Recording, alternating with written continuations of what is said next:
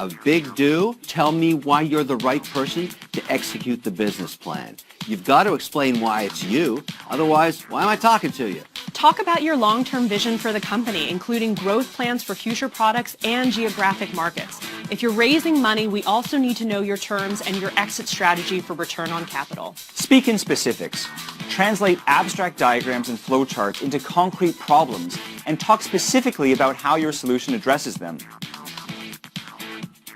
Don't forget to show passion and deliver a great presentation. It's all about the entrepreneur after all, and we want to believe in you. Ideas are a dime a dozen, but a dynamic entrepreneur who knows how to execute is pure gold. Don't think that you need to be a computer scientist. Many of the most technical aspects of building a business are no longer competitive differentiators. What will always be a differentiator, however, is the spark of creativity and lateral thinking that allows you to see things that others can't. And remember this of all things that you shouldn't do. Don't be boring. All right?